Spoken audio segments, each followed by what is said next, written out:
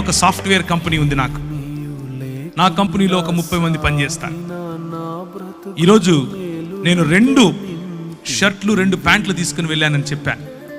నేను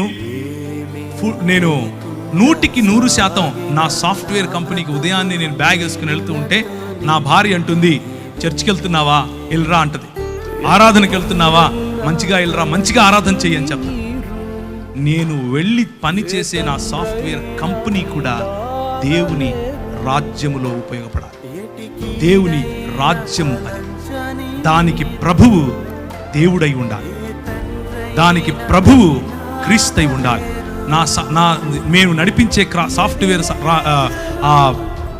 కంపెనీలో దేవుని రాజ్య విలువలు కనిపించాలి. మాకందరికీ యేసు ప్రభువే బాస్ అయి ఉండాలి.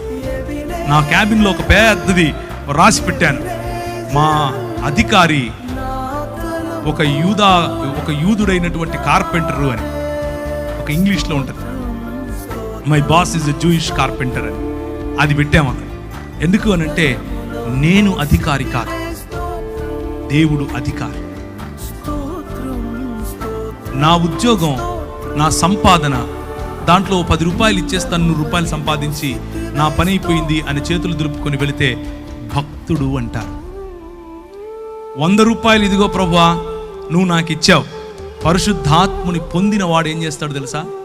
దేవుని రాజ్యం కోసం ప్రతి పైసా ఖర్చు పెడతాడు. తన కుటుంబముతో సహా ప్రతి చోట దేవుని రాజ్యాన్ని చూస్తాడు. నా కారు నీది, నా ఇల్లు నీది, నా జీవితము నీది, నా శరీరము నీది, నా మనస్సు నీది, సంపూర్ణముగా పానార్పణముగా పోయబడతా. ఇది పరిశుద్ధాత్ముడిచ్చే ఛాలెంజ్. ఇది పరిశుద్ధాత్ముని పిలుపు. పరిశుద్ధాత్ముడు పిలిస్తే ఇలా పిలుస్తాడు.